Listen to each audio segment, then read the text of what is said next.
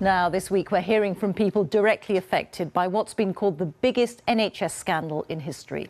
In the 1970s and 80s, thousands of patients across the UK were given blood products from abroad, some of which were infected with viruses such as hepatitis C and HIV.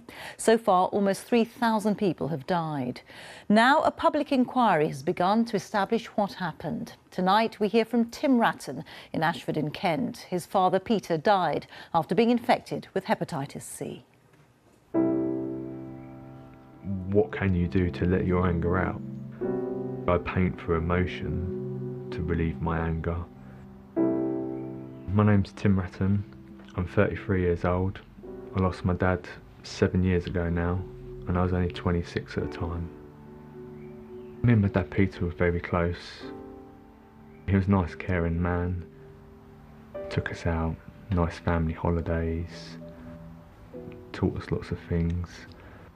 Haemophiliac is someone with a bleeding disorder, so if they cut themselves, they'll bleed more heavily. If they hit their leg, they'll bruise very badly. But when we were children, that didn't really mean anything to us. We led a normal life with him.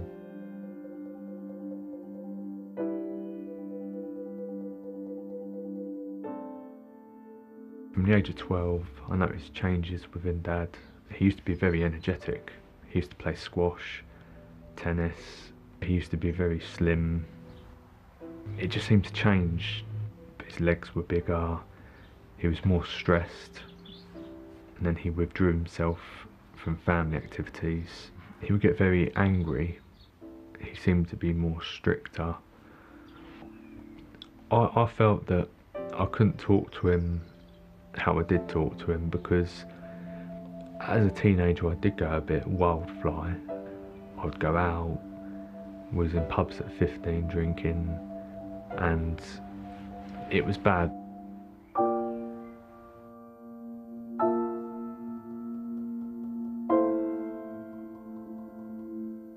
Holding his hand and watching him die, it's like the hardest thing I've ever had to do. And do you know what I mean? I couldn't see anyone else go through that again. It was so hard, just sitting there thinking, this is it, this is what's happening. I'm that angry, but heartbroken. I said the day my dad died, part of me died with him. I've got 2 children, one of 6 now and one of 12.